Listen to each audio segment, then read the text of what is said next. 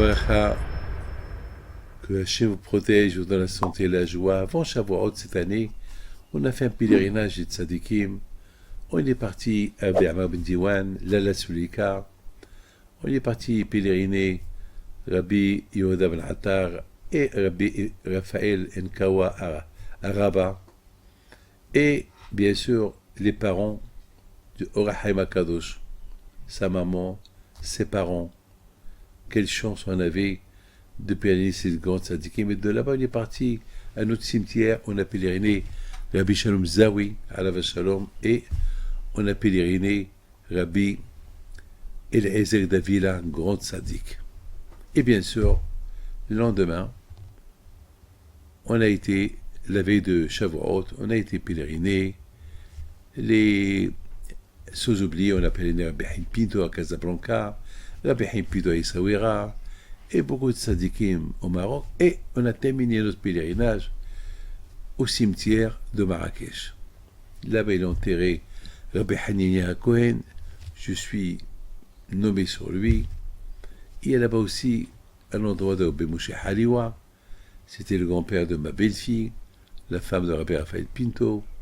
Il est enterré à Marrakech. Et on a été aussi pèleriner toute une rangée des grands tzadikim de la famille Pinto qui sont enterrés à Marrakech. Des grands Mekoubalim. Et on a été pèleriner aussi Rabbi Pinhas Cohen, qui était le petit-fils de Rabbi David Ben Baruch. Et on a pèleriné à la Shalom Rabbi Abraham Abitbol, celui qui chante Yafa Vetama Torah Temima, le fameux chant de Rabbi Abitbol, qu'il parle, chaque fois que je la chante, je pleure.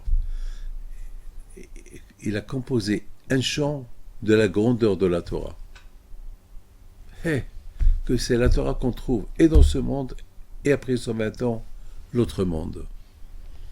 Mes amis, on a terminé notre pèlerinage avant de recevoir la Torah, avant la fête du Shavuot, en allant pèleriner à Rabbi Abraham Azoulay et à côté de lui, Rabbi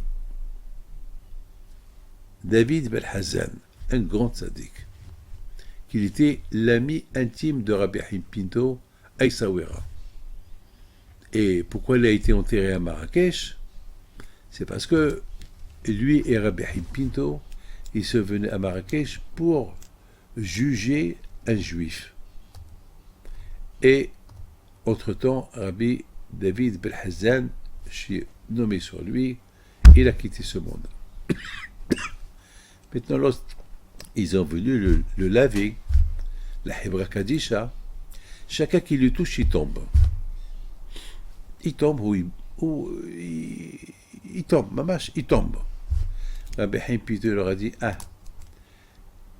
on ne peut pas le laver si on ne le lave pas avec les larmes qu'il versait chaque nuit pour la destruction de Beth Amikdash, puis ils sont à Essaouira, chez lui à la maison. Alors comment on va faire? Et à cette époque, il n'y avait pas de téléphone, pas de voiture, rien du tout. Et sa femme, il ne savait même pas que son mari est mort. Alors Rabbi Haim Pinto a commencé à réfléchir. Elle dit, bon, la cruche où il conservait les larmes qui versaient sur la destruction de Beth Amikdash, elle est là, à la synagogue Lazama. Il y a une synagogue à Marrakech qui s'appelle la synagogue Lazama. Elle se trouve là-bas. Ils lui ont dit, comment elle se trouve là-bas? Il leur a dit, ça y est, je les ai apportés. Ils sont venus. Alors, regardez la force de Rabbi Haim Pinto. Il a porté une cruche des larmes de Rabbi David Hazan d'Essaouira en une seconde, d'un endroit à l'autre. Comment il a fait? Il faut être sadique pour faire ça. Hashem Tov Alav Shalom, il faisait ça.